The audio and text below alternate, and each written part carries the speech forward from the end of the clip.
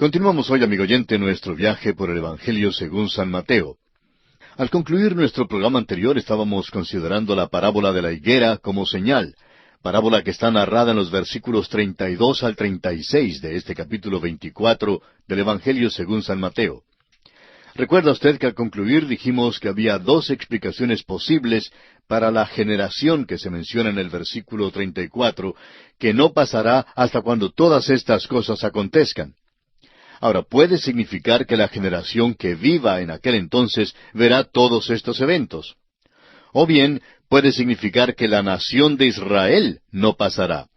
Ahora, preferimos creer que el Señor se está refiriendo al hecho de que la nación de Israel no pasará hasta cuando todas estas cosas acontezcan. Y parece que la historia da testimonio de esto. Como ya hemos visto, la gran tribulación es todavía un evento futuro, y la nación de Israel todavía existe. Mencionamos también el hecho de que a Amán no le fue posible destruir a los judíos. Tampoco Faraón pudo destruirlos, y ni siquiera Hitler logró destruirlos o aniquilarlos. Y amigo oyente, ningún dictador podrá exterminarlos porque Dios los protege. Ahora podemos subrayar lo que dice el Señor en este pasaje, porque Él lo subraya todo al decir que el cielo y la tierra pasarán, pero la palabra de Dios nunca pasará. La palabra de Dios no cambiará, permanecerá por todos los siglos eternos, y Dios ciertamente no cambiará lo que nos ha dado. Ahora el versículo 36 de este capítulo 24 de Mateo dice: Pero del día y la hora nadie sabe, ni aun los ángeles de los cielos, sino solo mi Padre. Amigo oyente, nadie puede apuntar con precisión el día ni la hora en que estas cosas serán cumplidas. Al acercarse el día, sin duda algunos tratarán de determinar aún la hora. Pero una cosa es segura, y es que nadie sabrá por anticipado el día ni la hora en que estas cosas han de acontecer. No hay ningún esquema de fijar fechas que pueda facultar a los hombres el determinar la hora o el día en que esto ha de suceder.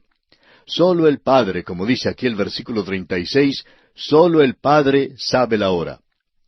Leamos entonces los versículos 37 al 39 de este capítulo 24 de Mateo.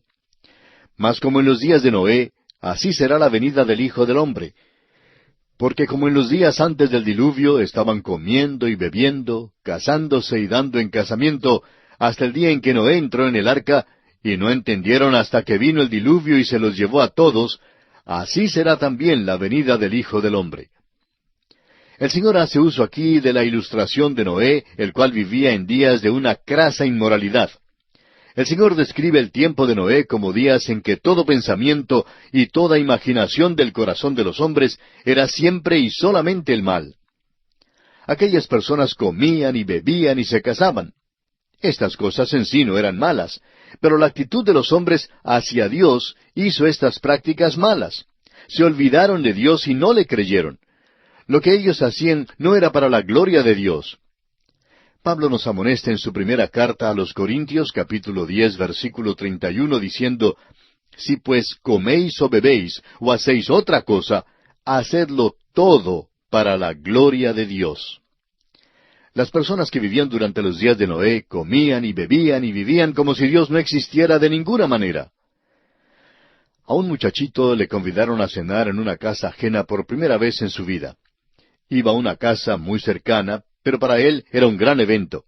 Era la primera vez que jamás hubiera sido invitado a comer fuera de su hogar, y cuando la hora llegó para salir, fue en rumbo directo hacia aquella casa. Al sentarse a la mesa para comer, el niño automáticamente inclinó su cabeza para dar gracias por la comida, porque había sido criado en un hogar cristiano. De repente se dio cuenta de que él era el único con la cabeza inclinada y que los demás estaban sirviéndose la comida. Abrió los ojos y, sin inhibición alguna, dijo: ¿No dan ustedes gracias a Dios por la comida? Hubo un silencio embarazoso por un momento, y luego la señora de la casa dijo: No, no damos las gracias. El niño pensó por un momento y luego declaró: Ustedes son exactamente como los perros de mi casa. Simplemente comienzan sin demora alguna. Amigo oyente, muchos son como estas personas hoy en día. Disfrutan de la abundancia, pero nunca se acuerdan de dar gracias a Dios por eso. Bueno, en los días de Noé comían, bebían y se daban en casamiento cuando el diluvio vino y los cogió desprevenidos. Esto es exactamente lo que sucederá cuando vuelva el Hijo del Hombre.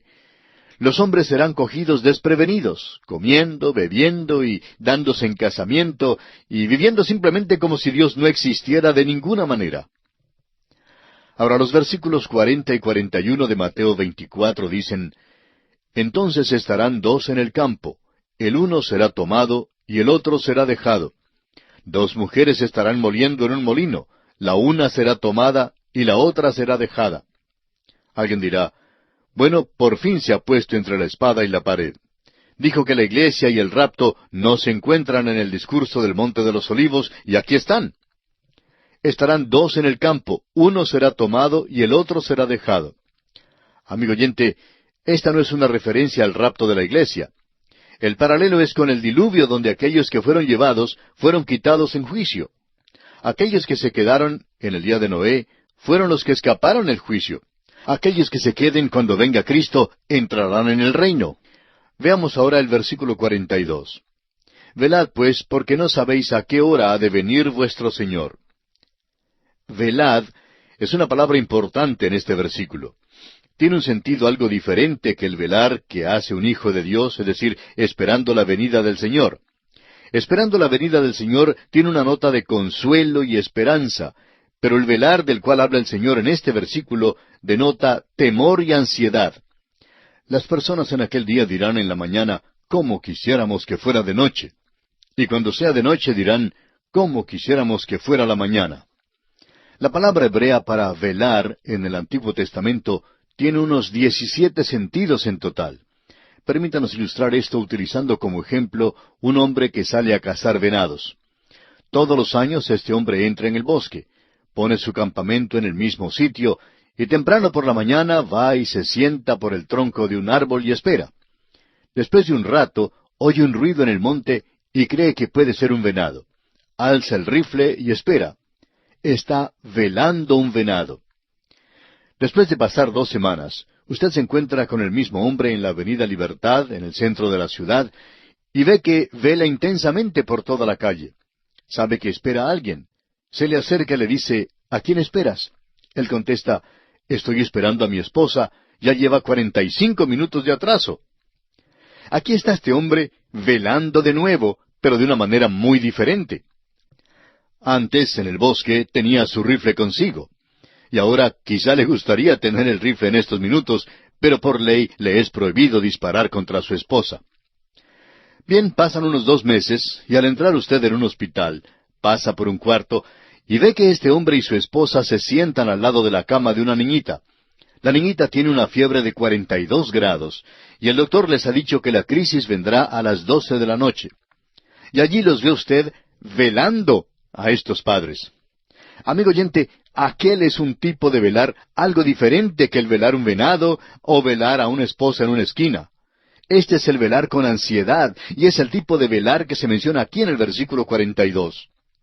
La actitud de velar aquí, en este versículo, es diferente a la actitud de la iglesia en su velar. Este velar denota ansiedad, inquietud, peligro y una huida. El velar de la iglesia denota paciencia, servicio, deseo y preparación. Una novia espera el día venidero de las bodas, y un hombre vela el día cuando le corresponda pagar su hipoteca. Ahora los versículos 43 al 45 dicen, «Pero sabed esto, que si el padre de familia supiese a qué hora el ladrón habría de venir, velaría y no dejaría minar su casa. Por tanto, también vosotros estad preparados, porque el Hijo del Hombre vendrá a la hora que no pensáis».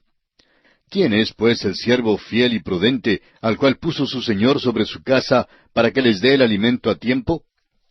El resto del discurso del Monte de los Olivos se da en parábolas para ilustrar la actitud de las personas con respecto a la venida del Hijo de Dios y a lo que sucederá cuando venga.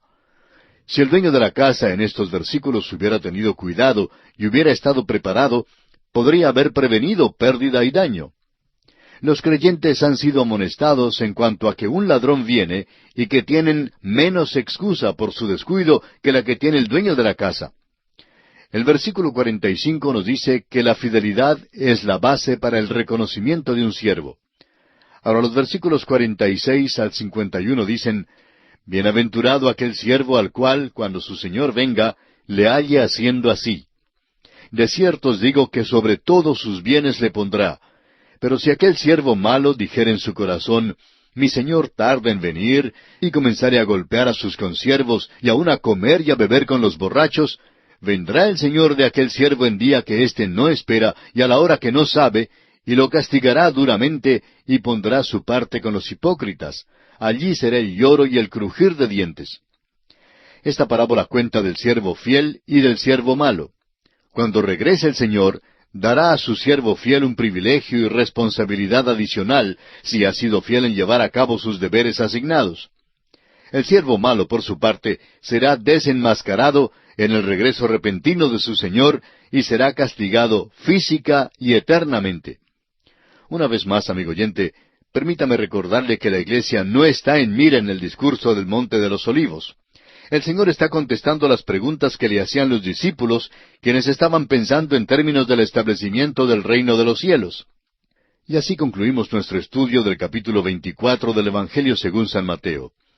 Y nos encontramos ahora en el capítulo 25, la continuación del discurso del Monte de los Olivos. Las parábolas de las 10 vírgenes y de los talentos y el juicio de las naciones gentiles es el tema que comprende este capítulo 25 de Mateo. Este capítulo trata detalladamente la respuesta de Jesús con respecto a la pregunta, ¿qué señal habrá de tu venida? Encontramos aquí la parábola de las 10 vírgenes que comprueba la autenticidad de la fe de Israel. Luego la parábola de los talentos que comprueba la fidelidad de sus siervos.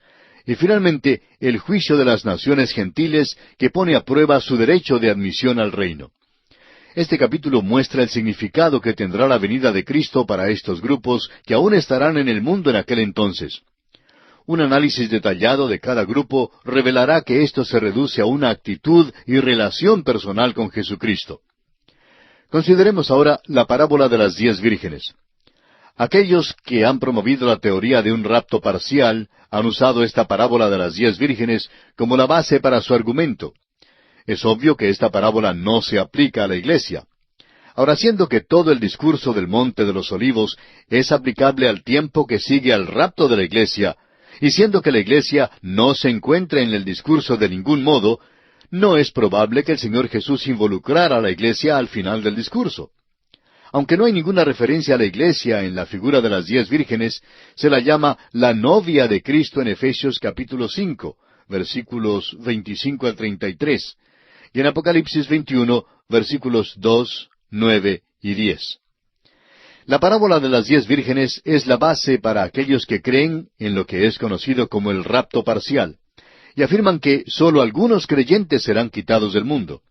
Según esa teoría, los que serán incluidos en el grupo del rapto parcial serían sólo las personas muy buenas, pero en cuanto a esto, tememos que incluya cierto fariseísmo o esnobismo espiritual.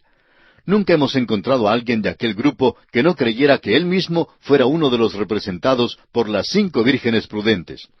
Tampoco hemos conocido a uno que creyera que él era uno de los representados por las 5 vírgenes insensatas.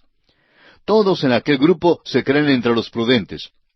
Una creencia en la teoría del rapto parcial conduce a un esnobismo o fariseísmo espiritual. Nadie podrá participar en el rapto sobre la base de su propio mérito. Amigo oyente, Dios nos salva por su gracia. Dios nos guarda por su gracia. Dios nos quitará de este mundo por su gracia. Cuando hayamos estado allá en el cielo por 10 millones de años, amigo oyente, todavía estaremos allí solo por la gracia de Dios. Las 10 vírgenes no se refieren a la iglesia, sino a la nación de Israel.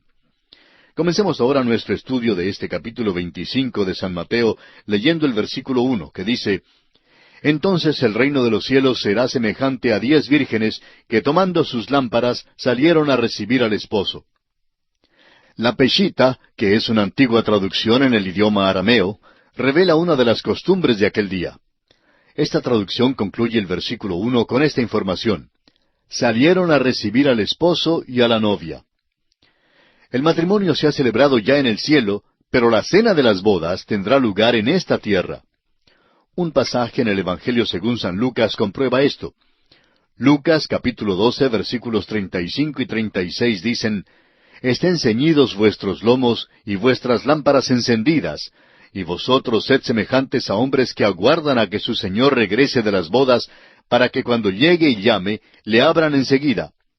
La novia es la iglesia, y el Señor Jesús regresa para la cena de las bodas. Las 10 vírgenes son Israel, y cualquier otro que profese conocer a Dios en la gran tribulación. Mientras que la gran tribulación tiene lugar en la tierra, el Señor Jesucristo está en el cielo con la iglesia. Las 10 vírgenes están esperando en la tierra el regreso del Señor Jesucristo. 5 de ellas son prudentes y 5 son insensatas. Leamos ahora los versículos 2 al 4 de este capítulo 25 de Mateo. 5 de ellas eran prudentes y 5 insensatas. Las insensatas, tomando sus lámparas, no tomaron consigo aceite, mas las prudentes tomaron aceite en sus vasijas juntamente con sus lámparas. Aceite en la Escritura es un símbolo del Espíritu Santo. 5 vírgenes tenían lámparas y vasijas para el aceite, pero sus lámparas estaban vacías. Las 5 vírgenes insensatas no tenían el Espíritu Santo, el cual había sido dado a Israel para que los israelitas estuvieran listos para la venida del Mesías. Ahora los versículos 5 al 7 dicen, «Y tardándose el esposo, cabecearon todas y se durmieron. Y a la medianoche se oyó un clamor, «Aquí viene el esposo, salid a recibirle». Entonces todas aquellas vírgenes se levantaron y arreglaron sus lámparas. Tanto las vírgenes prudentes como las insensatas se durmieron. Esto probablemente representa la seguridad que tenía el remanente de Israel al esperar al novio, pero para las vírgenes insensatas esta fue de veras una falsa seguridad. Ahora el versículo 13 de este capítulo 25 de Mateo dice, «Velad pues, porque no sabéis el día ni la hora en que el Hijo del Hombre ha de venir». Lo importante en este versículo es el día y la hora, y no el año ni el siglo. La actitud de las 10 vírgenes en esta parábola es lo significativo. Entramos ahora a la parábola de los 8 talentos. En la parábola de los talentos, a todos les fue dado algún talento por el maestro, y fueron enviados a usar los talentos provechosamente, pero uno de ellos enterró su talento, no fue fiel a su maestro. La substancia de la parábola se puede hallar en los versículos 14 y 15. Porque el reino de los cielos es como un hombre que yéndose lejos, llamó a sus siervos y les entregó sus bienes. A uno dio 5 talentos, y a otro 2, y a otro 1, a cada uno conforme a su capacidad, y luego se fue lejos. La parábola de los talentos sí tiene una aplicación para hoy, cómo el Señor pone a prueba el servicio de sus siervos en todas las edades. La parábola más apropiada para hoy es la parábola de las minas que se encuentra en el Evangelio según San Lucas, capítulo 19, versículos 11 al 27. Estas minas fueron repartidas por un noble mientras él salía para recibir un reino para regresar en un tiempo más tarde. Cada uno tenía la misma cantidad. El Señor Jesús no recompensa hoy en día según el uso de algún talento que sea superior, sino según nuestra fidelidad como creyentes. Consideremos ahora el juicio de las naciones. En el capítulo 25, el Señor da 3 parábolas para poner sobre aviso al pueblo de Dios sobre el hecho de que Él viene y que deben alistarse para su venida. Todas las naciones recibirán una oportunidad para escuchar y recibir el mensaje de Dios durante el período de la gran tribulación. Este Evangelio del Reino será predicado entre todas las naciones, pero algunas lo rechazarán y así rechazarán a Cristo. Reconocemos que habrá algunos que no estarán de acuerdo con esta interpretación. El versículo 31 de este capítulo 25 de Mateo nos dice, «Cuando el Hijo del Hombre venga en su gloria, y todos los santos ángeles con él, entonces se sentará en su trono de gloria». La polarización de todo el discurso del Monte de los Olivos mueve hacia la colocación de Jesucristo en el trono de este mundo. Este es el mensaje del Evangelio de Mateo. Este es el mensaje de la palabra de Dios. Ahora los versículos 32 y 33 nos dicen, «Y serán reunidas delante de él todas las naciones, y apartará los unos de los otros, como aparta el pastor las ovejas de los cabritos. Y pondrá las ovejas a su derecha, y los cabritos a su izquierda». El juicio de las naciones es un juicio separado que tiene lugar al regresar el Señor para establecer su reino. Estas son grandes naciones. Cristo nunca usa este término cuando habla de los individuos. Todas las personas se llaman ovejas. Isaías 53:6 dice, Todos nosotros nos descarriamos como ovejas, cada cual se apartó por su camino, mas Jehová cargó en él el pecado de todos nosotros. Así nos lo dice Isaías en el capítulo 53 de su profecía, versículo 6. Ahora hubo las ovejas perdidas, y hay las otras ovejas, pero las personas se llaman ovejas y nunca se los llama cabritos. Bueno, amigo oyente, no tenemos tiempo para concluir este pasaje en esta oportunidad, así es que concluiremos nuestro estudio del capítulo 25 del Evangelio según San Mateo en nuestro próximo programa. Continuamos hoy, amigo oyente, nuestro estudio en el libro de San Mateo. En nuestro programa anterior estábamos considerando el juicio de las naciones. Y al concluir dijimos que el juicio de las naciones es un juicio separado que tiene lugar al regresar el Señor para establecer su reino. Estas son grandes naciones. Cristo nunca usa este término cuando habla de los individuos. Todas las personas se llaman ovejas. El profeta Isaías, por ejemplo, en el capítulo 53 de su profecía, versículo 6 dice, Todos nosotros nos descarriamos como ovejas, cada cual se apartó por su camino, mas Jehová cargó en él el pecado de todos nosotros. Había las ovejas perdidas y hay las otras ovejas. Pero las personas se llaman ovejas y nunca se llaman cabritos. Ahora leamos los versículos 34 al 40 de este capítulo 25 de San Mateo. Dice así, Entonces el rey dirá a los de su derecha, Venid benditos de mi Padre, heredad el reino preparado para vosotros desde la fundación del mundo. Porque tuve hambre y me disteis de comer, tuve sed y me disteis de beber, fui forastero y me recogisteis, estuve desnudo y me cubristeis, enfermo y me visitasteis, en la cárcel y vinisteis a mí. Entonces los justos le responderán diciendo, Señor, ¿cuándo te vimos hambriento y te sustentamos, o sediento y te dimos de beber? ¿Y cuándo te vimos forastero y te recogimos, o desnudo y te cubrimos? ¿O cuándo te vimos enfermo o en la cárcel y vinimos a ti? Y respondiendo el rey les dirá, De cierto os digo que en cuanto lo hicisteis a uno de estos mis hermanos más pequeños, a mí lo hicisteis. Los 144,000 judíos que son sellados en el tiempo de la gran tribulación, saldrán a todo el mundo para predicar el mensaje del Evangelio del Reino. Irán a las personas que acepten y reciban a Cristo como el sacrificio por sus pecados, y les aconsejarán que se alisten para su venida inmediata.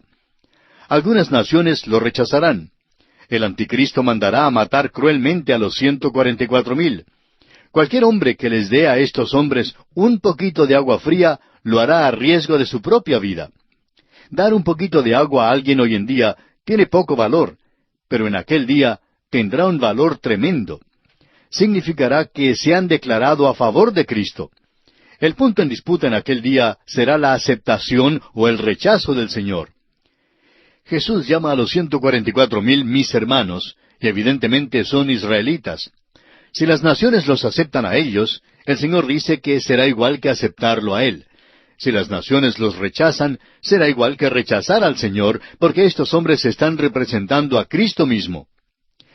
El versículo 43 da evidencia de que naciones enteras entrarán en el reino milenario.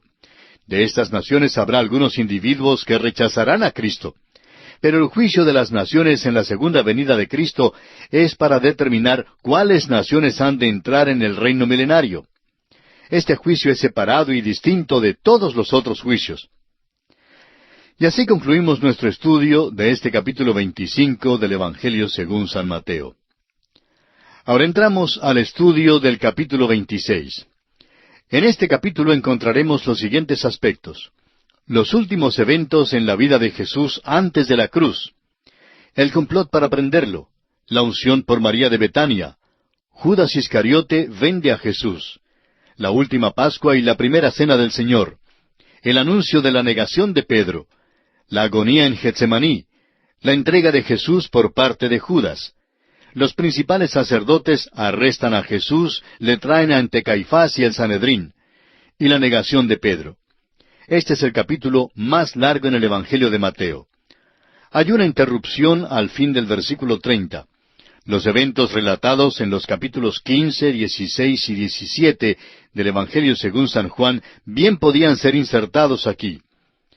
Otra interrupción natural sería en el principio del versículo 57. Una división del capítulo aquí pondría en una categoría separada el juicio ante los príncipes religiosos. Quizá aquellos que dividieron las Escrituras incluyeran tantos eventos en un capítulo para dar al lector algo del alcance y la rapidez de estos importantes acontecimientos. Sería interesante saber su razonamiento en cuanto a estas divisiones. Todos los incidentes y detalles en este capítulo señalan a la cruz. Encontramos la precisión de un martinete de fragua en todo lo que ocurre aquí, que puede darle al lector la impresión de que Jesús se encuentra en un vértice de circunstancias que están fuera de su control. Sin embargo, un examen y consideración cuidadosa revelará que Él es maestro de las circunstancias, y que el Rey de Reyes nunca es más majestuoso que cuando se acerca a la cruz. Todas las cosas dadas en este capítulo y en el capítulo 27 deben ser estudiadas a la luz de la determinación de Jesús en Cesarea de Filipos de unos 6 meses antes de ir a Jerusalén para morir.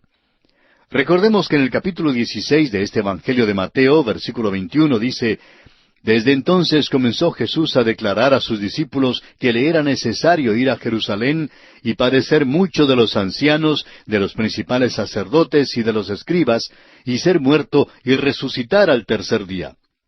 Él se está moviendo según el horario de Dios y hace que el asunto se decida. Él no es una víctima desvalida que se encuentra entre la olla de la intriga religiosa y el sartén del poder romano.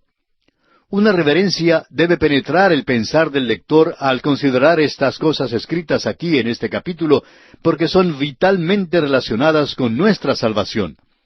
Veamos los primeros 2 versículos de este capítulo 26 de Mateo. Cuando hubo acabado Jesús todas estas palabras, dijo a sus discípulos: «Sabéis que dentro de 2 días se celebra la Pascua, y el Hijo del Hombre será entregado para ser crucificado».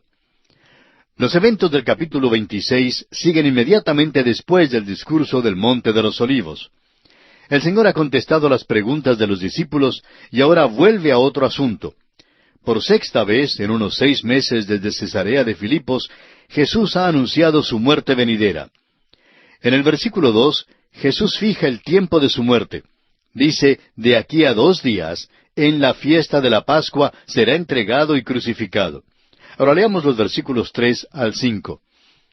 Entonces los principales sacerdotes, los escribas y los ancianos del pueblo se reunieron en el patio del sumo sacerdote llamado Caifás, y tuvieron consejo para prender con engaño a Jesús y matarle. Pero decían: «No durante la fiesta, para que no se haga alboroto en el pueblo». Este es un pasaje importante. Por 6ª vez, como dijimos, el Señor anuncia su muerte venidera. Luego, en el versículo 2, dice que morirá durante la Pascua. Pero ellos, o sea, los príncipes religiosos, dijeron que Él no moriría en el día de la fiesta, no sea que hubiera un alboroto entre la gente. Los mismos que lo mataron dijeron que no le crucificarían durante la Pascua. El Señor, sin embargo, tenía una idea diferente y fijó el tiempo de su propia muerte. Ahora, ¿cuándo murió Jesús? Murió precisamente durante la Pascua. Él, y no sus enemigos, fijó el tiempo de su ejecución. Se encargó completamente de la situación. Amigo oyente, es que Él es el Rey aquí en el Evangelio según San Mateo.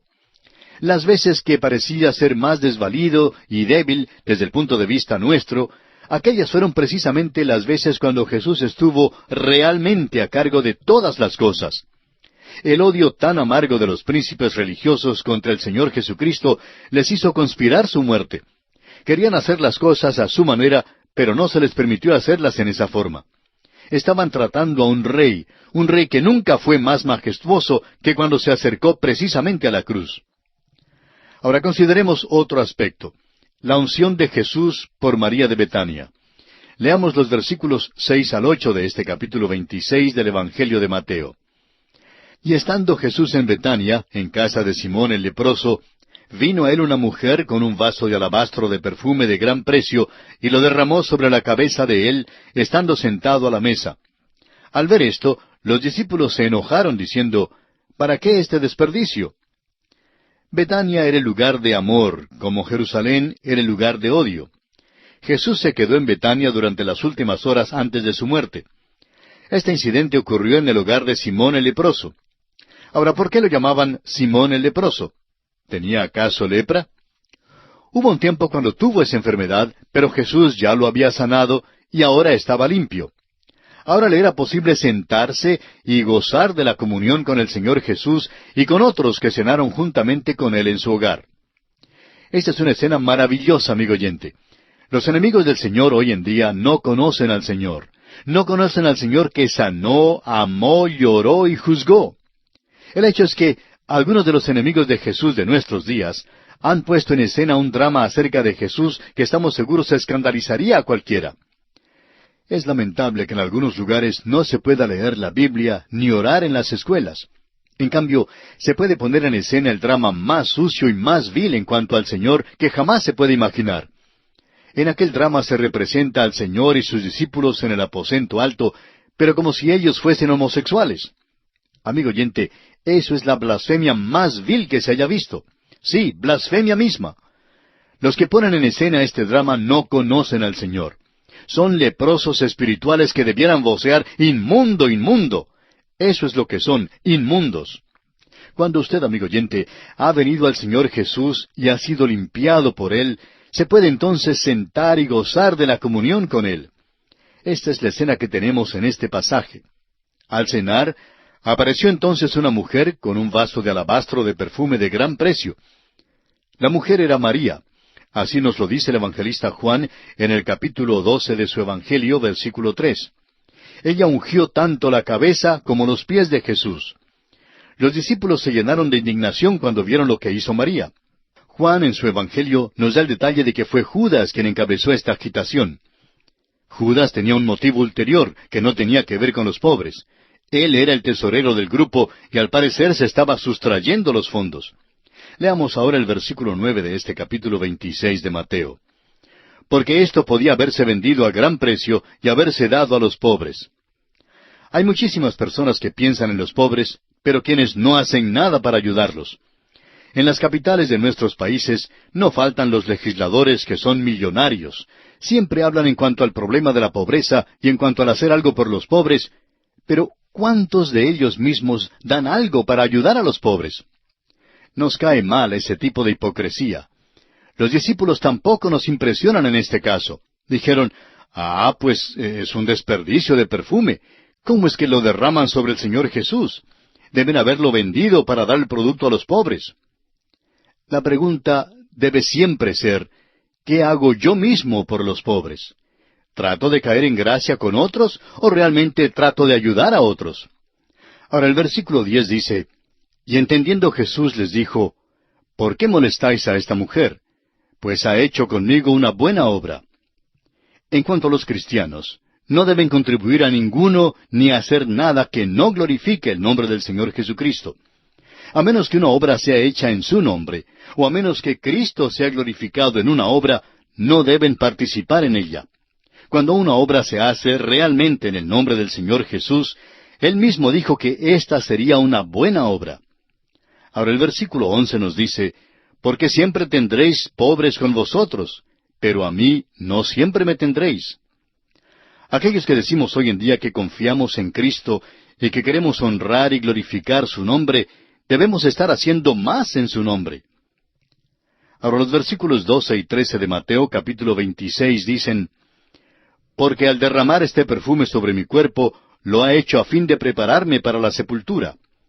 De cierto os digo que donde quiera que se predique este Evangelio en todo el mundo, también se contará lo que ésta ha hecho para memoria de ella. Solo María, de entre todos sus seguidores, comprendió antes de ir Jesús a la cruz el significado de la muerte del Señor. Ella no malgastó el perfume. En cambio, aquellas que vinieron en el primer día de la semana, sí malgastaron las especias aromáticas que habían preparado. Las trajeron para el cuerpo muerto de Jesús, pero Él había resucitado. El perfume del vaso de alabastro de María ha llenado el mundo en donde quiera que haya ido el Evangelio.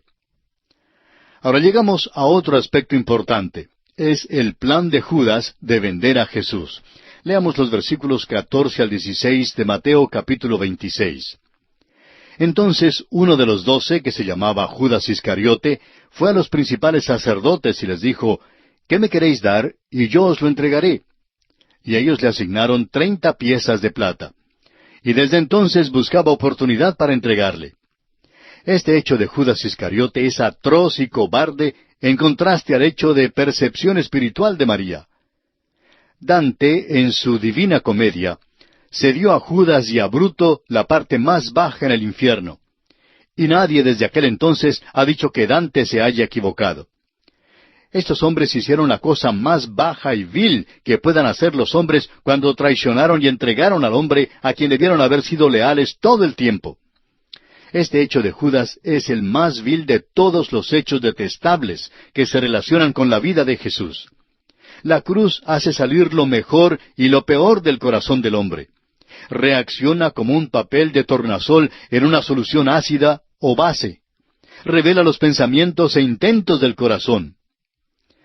Llegamos ahora a la preparación de la última Pascua y la Cena del Señor. Leamos los versículos 17 al 19.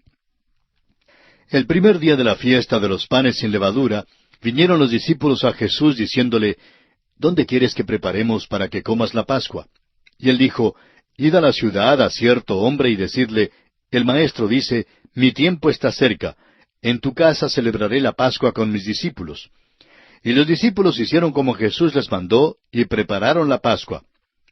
Jesús celebró la Pascua con los discípulos según la ley mosaica.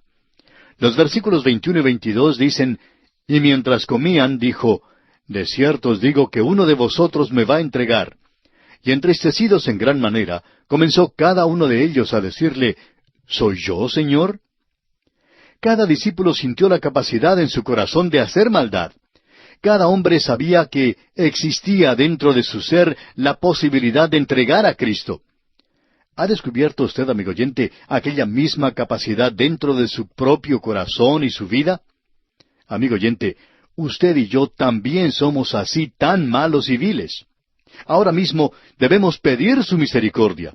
Yo mismo lo entregaría durante los próximos 5 minutos si Él no tuviera su mano sobre mí. Y ese pensamiento debe guardarnos muy cerca de Él. Los versículos 23 al 25 dicen, entonces Él respondiendo dijo, el que mete la mano conmigo en el plato, ese me va a entregar.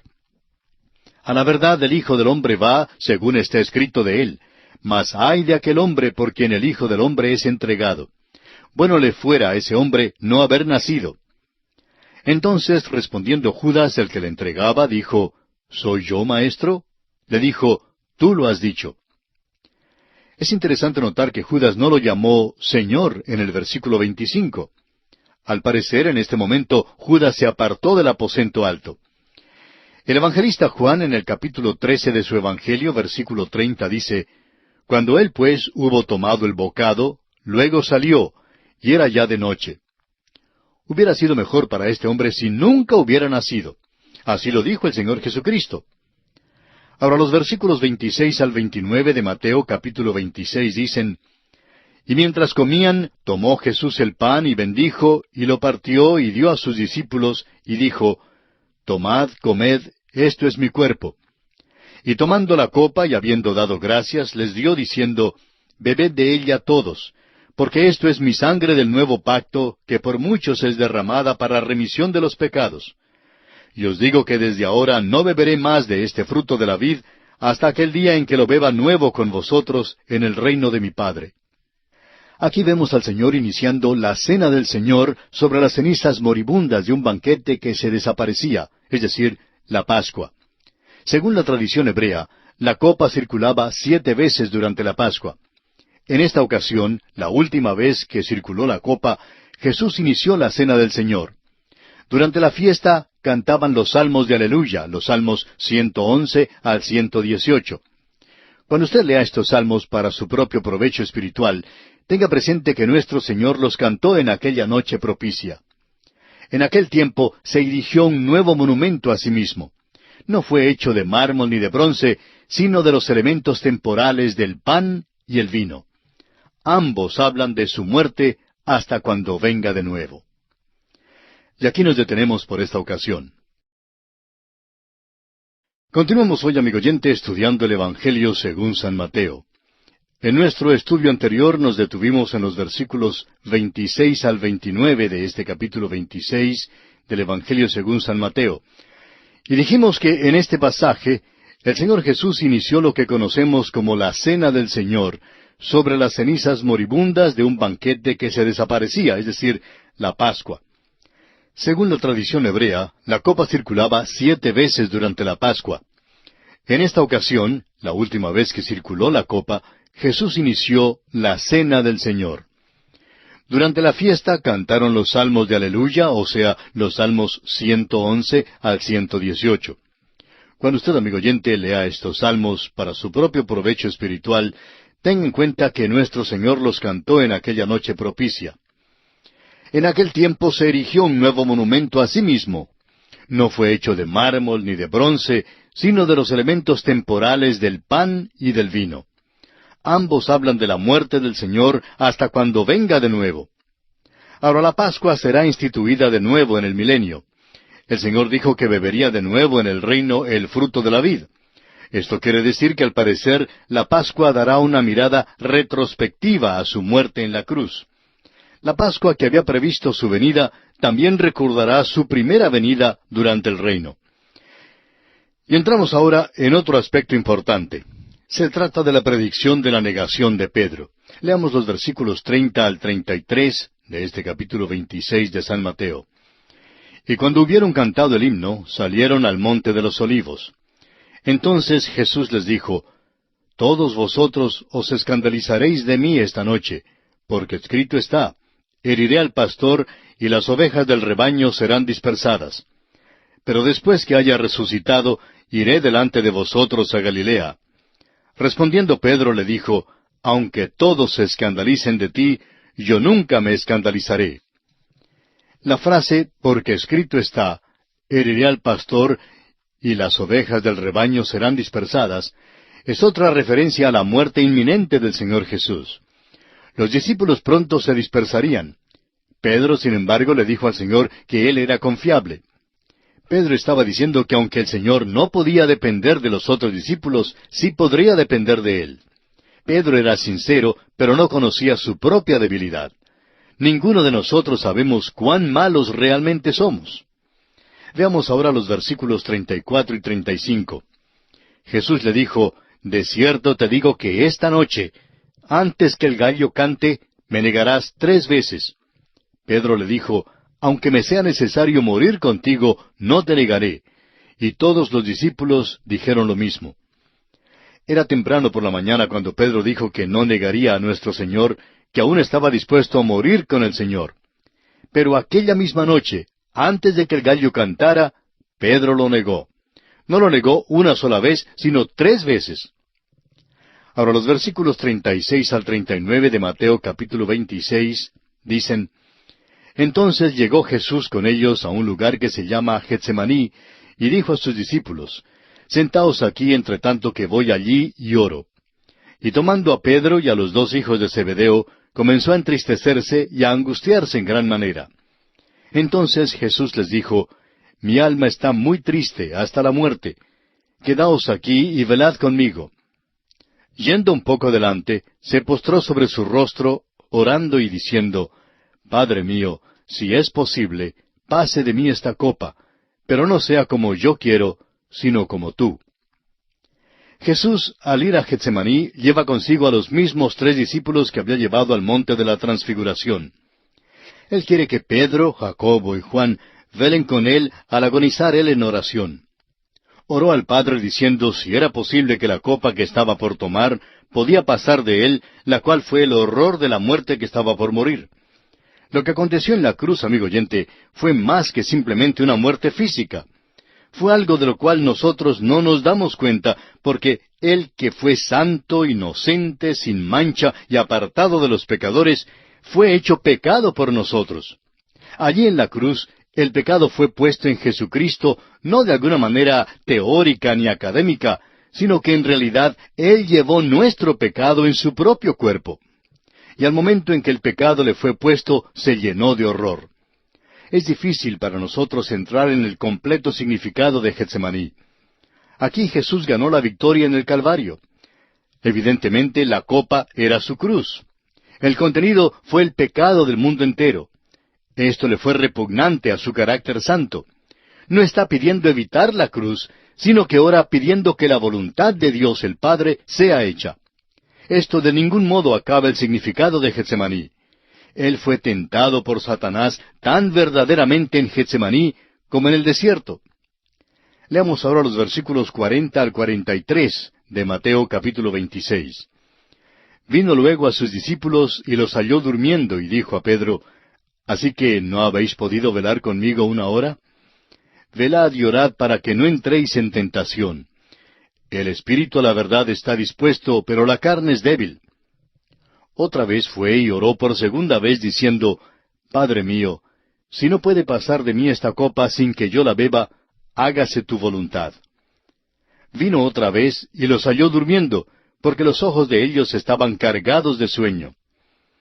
Hay quienes hoy en día dicen que el Señor trató de evitar el ir a la cruz. Esto no es verdad. Su humanidad se llenó de horror y repugnancia frente al pensamiento de tener puestos sobre Él mismo los pecados en la cruz. Mientras que el Señor oraba, los discípulos dormían. Vino a sus discípulos, los halló dormidos, y se apartó de nuevo para orar. Después de que había orado 3 veces, todavía los encontró dormidos, y les dijo que podían seguir durmiendo aún, porque ya estaba por ser entregado.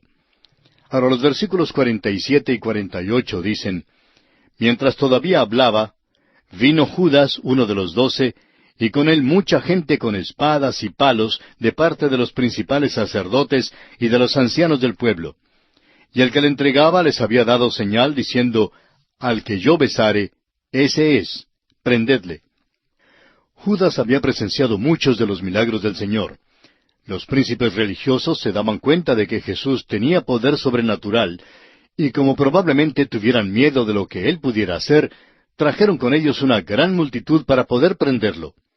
Aunque ellos mismos no lo sabían, los enemigos se habían obligado a actuar. Esto parece ser una acción improvisada. Leamos los versículos 49 y 50. Y enseguida se acercó a Jesús y dijo, Salve, Maestro, y le besó. Y Jesús le dijo, Amigo, ¿a qué vienes?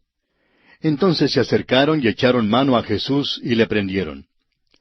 Un beso puede ser o una señal de aceptación o de rechazo. En este caso, Judas dio al Señor Jesús un beso de entrega. Este fue uno de los hechos más despreciables que puede haber cometido un hombre. Algunos teólogos disputan de que Judas fue predestinado a entregar a Jesús y que no pudo menos que hacer esto. Si esto fuese verdad, Judas no podría ser nada más que un robot. Pero creemos que Judas decidió en su propia mente entregar a nuestro Señor y que tuvo todas las oportunidades de no hacerlo. Es verdad que fue profetizado que Judas lo entregaría. Jesús mismo señaló a este hombre. Pero Judas pudo haberse arrepentido después que la profecía hubiera sido cumplida. Jesús dio a Judas una oportunidad final para arrepentirse y aceptarlo. Aún después de que dio a Jesús aquel beso tibio de entrega, Jesús lo llamó amigo. Más tarde, cuando Judas fue al templo y arrojó la plata que le fue dada para entregar al Señor, bien pudo haber cambiado de opinión. Al llevar los sacerdotes a Jesús para entregarlo a Pilato, Judas pudo haberse postrado delante de él para decir, Perdóname, Señor, no sabía lo que estaba haciendo. El Señor lo habría perdonado, pero al parecer Judas no quiso ser perdonado. Leamos ahora los versículos 51 al 56 de este capítulo 26 de Mateo. Pero uno de los que estaban con Jesús, extendiendo la mano, sacó su espada, e hiriendo a un siervo del sumo sacerdote, le quitó la oreja. Entonces Jesús le dijo, Vuelve tu espada a su lugar, porque todos los que tomen espada, a espada perecerán. ¿Acaso piensas que no puedo ahora orar a mi Padre, y que Él no me daría más de 12 legiones de ángeles? Pero ¿cómo entonces se cumplirían las Escrituras de que es necesario que así se haga? En aquella hora dijo Jesús a la gente, ¿Como contra un ladrón habéis salido con espadas y con palos para prenderme? Cada día me sentaba con vosotros enseñando en el templo y no me prendisteis. Mas todo esto sucede para que se cumplan las Escrituras de los profetas. Entonces todos los discípulos, dejándole, huyeron. Fue Simón Pedro el que le quitó la oreja a uno de los siervos. A este hombre Jesús le había dicho que le negaría aquella noche, y aquí trató de comprobar que protegería al Señor. De alguna parte Pedro encontró una espada, pero como no era espadachín sino pescador, simplemente le quitó la oreja al hombre, aunque sin duda quería quitarle más bien la cabeza. El Señor le dijo a Simón Pedro que no necesitaba de su pequeña espada. El Señor no había venido para entrar en un combate con los príncipes religiosos, sino para morir por los pecados del mundo. El Señor aclara en el versículo 55 que está cumpliendo las Escrituras, y reprende nuevamente a sus enemigos por sus acciones, puesto que Él se sentaba diariamente en el templo y no le pusieron las manos encima. Debieron sentirse avergonzados. Hasta este momento no se había cumplido la hora en que ellos le prenderían, pero ahora Él voluntariamente se entrega en sus manos. Leamos ahora el versículo 57. Los que prendieron a Jesús le llevaron al sumo sacerdote Caifás, a donde estaban reunidos los escribas y los ancianos. Fue en el juicio de Jesús en el palacio de Caifás donde su muerte fue decidida.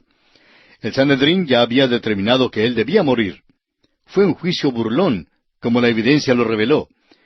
Se nos dice en el Evangelio según San Juan que fue el suegro de Caifás quien instigó todo esto, y que el Sanedrín tuvo que decidir la pena que querían imponer antes de que se acercaran a Pilato.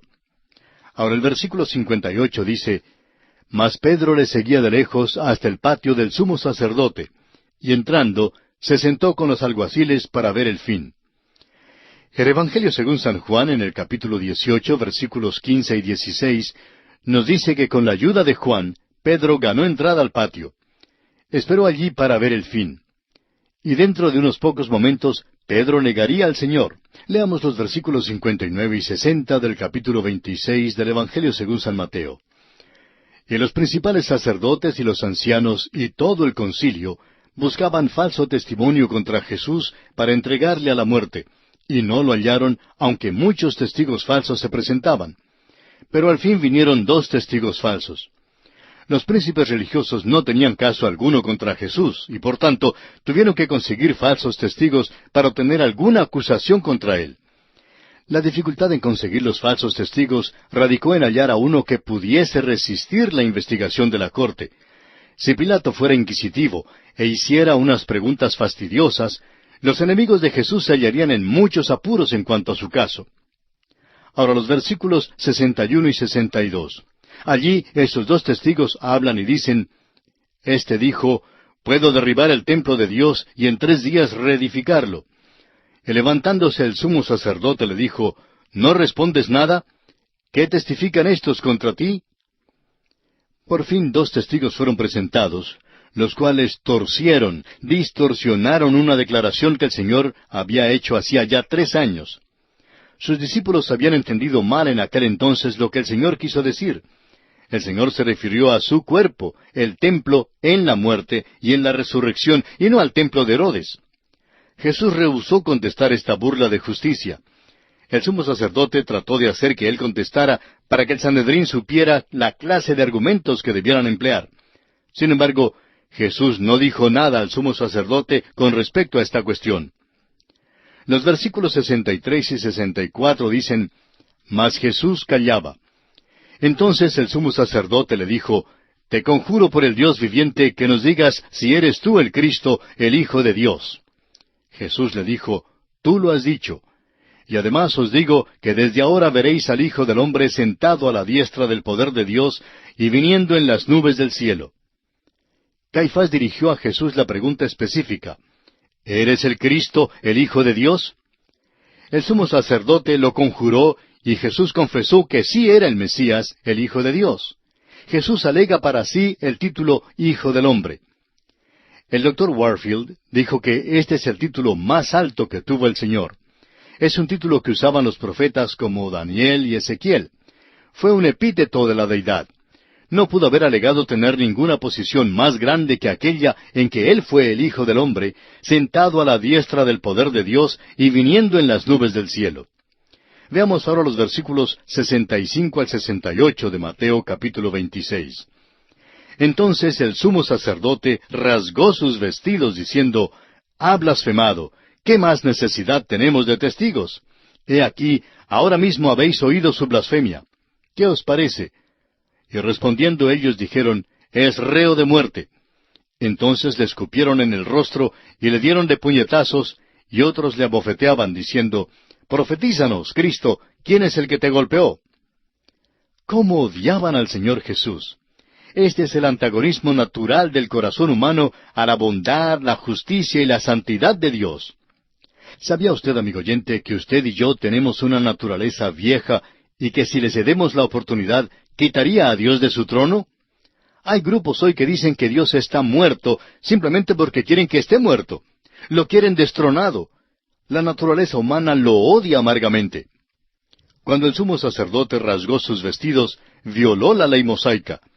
Levítico 21:10 nos dice, y el sumo sacerdote entre sus hermanos, sobre cuya cabeza fue derramado el aceite de la unción, y que fue consagrado para llevar las vestiduras, no descubrirá su cabeza, ni rasgará sus vestidos.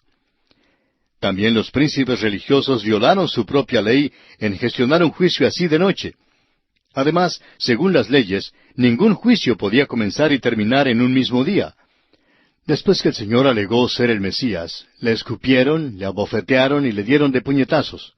No tenían ningún derecho de tratar a un prisionero así, a uno que ya había sido condenado a morir. Al parecer, este fue un brutal juego romano. Estaban jugando con él.